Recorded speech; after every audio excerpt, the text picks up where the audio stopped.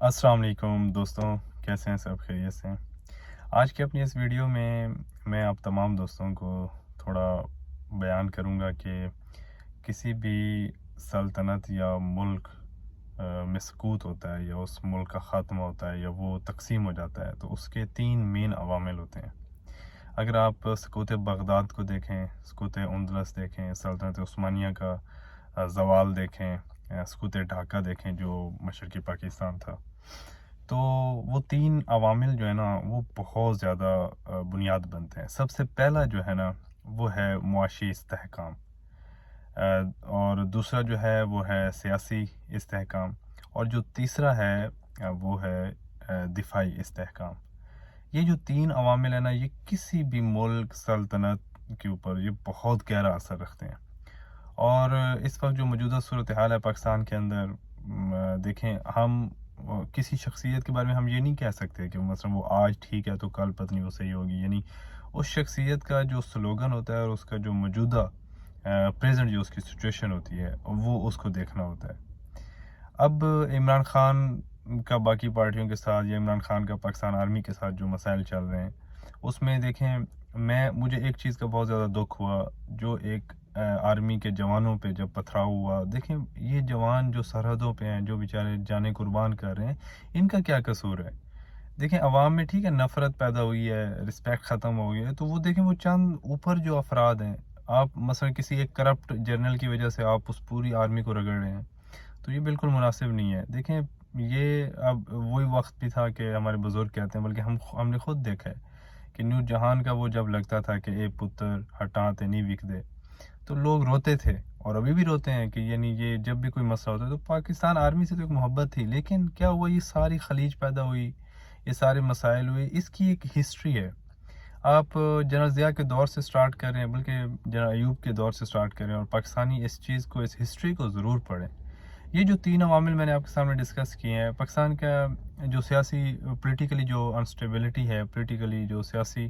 مسائل ہیں وہ آپ سب کے سامنے ہیں، یعنی ایک دوسرے کے ساتھ یہ مل کر بیٹھنے کو تیار نہیں ہے، جس کی وجہ سے اختلافات اس حد تک ہو چکا ہے کہ اب آپ دیکھیں کہ یہ ایک دوسرے کی عزتیں ان کی محفوظ نہیں ہیں۔ عورتوں پہ لوگ حملہ آور ہیں، بچیوں پہ حملہ آور ہیں، بچوں تک کو، یعنی دیکھیں زمانہ جہلیت میں بھی عورتوں اور بچوں پہ تقریباً رحم کیا جاتا تھا، لیکن اب دیکھیں یہ سب کو رگڑ رہے ہیں۔ اچھا دوسرا کون سا ہے؟ معاشی استحکام۔ پاکستان کی جو اکنامک کرائسس جو پاکستان کے، ہم غلام کیوں ہیں؟ ہم بڑی طاقتوں کی باتیں کیوں سن رہے ہیں؟ کیوں؟ چونکہ پاکستان کے پاس جب کچھ ہے ہی نہیں، جب ایک ملک ڈیفالٹ کے کنارے پہ کھڑا ہو، یعنی جب ایک ملک یعنی سروائیول بھی مشکل ہو، تو وہ پھر کیا ہوتا ہے، وہ دوسروں کے مرہون مینا چلا جاتا ہے، یعنی اگر پاکستان اب کسی کو آنکھیں دکھائے اور وہ ملک اس کے ایڈ بند کر دے تو پاکستان کچھ بھی نہیں کر سکتا۔ تو اس وجہ سے جو حکمران ہیں وہ انہوں نے ہمیں غلامی کی زنجیروں میں جگڑ دیا ہے، یہ پولیٹیکل یہ جو اکنامک کرائسس کی وجہ سے۔ اچھا تیسرا جو سب سے اہم فیکٹر ہوتا ہے وہ دفاعی ہے، ڈیفنس سسٹم ہے، وہ اس ملک کی آرمی ہوتی ہے یا اس ملک کا جو وہ نظام ہوتا ہے کہ جس سے دشمن جب کبھی اس ملک کی سرحدوں پہ حملہ آور ہوتا ہے تو وہ اس کو جواب دیتے ہیں۔ لیکن یہ دفاعی نظام پاکستان کا پاکستانیوں کے اوپر شروع ہو چکا ہے، بجائے یہ کہ اس کو دشمن کا مقابلہ کرنا ہے، بجائے اس کو پاکستان کو سٹرونگ کرنا ہے، اور پاکستان کو اگر یہ عمل یہ جو ہے نا لاسٹ ان سے جو میں نے آپ کو بتایا دفاعی بہت سٹرونگ ہے، یہ چاہے تو اگر ملک میں سب سے زیادہ طاقتور جس ملک میں یہ سسٹم ہوتا ہے نا وہ سب چیزوں کو بھی ٹھیک کر سکتا ہے، وہ سیاسی استحکام بھی لا سکتا ہے، وہ معاشی استحکام بھی لا سکتا ہے، لیکن اگر یہ فیکٹر صحیح ہو جائے، لیکن اس فیکٹر سے اگر عوام نفرت کرنے لگ جائے، عوام کے دلوں میں ان سے محبت ختم ہو جائے تو پھر یہ مسائل جنم لیتے ہیں اور یہ سلسلہ شروع ہوتا ہے۔ تو بہرحال اگر خدا تعالیٰ پاکستان پہ رحم کرے، ہمارا ملک ہے، ہم سب کی جان ہے، اور پاکستان آرمی بھی ہماری ہے، سب لوگ ہمارے ہیں، لیکن اب کچھ غلط افراد کی وجہ سے اور اختلافات کی وجہ سے جب ملک اس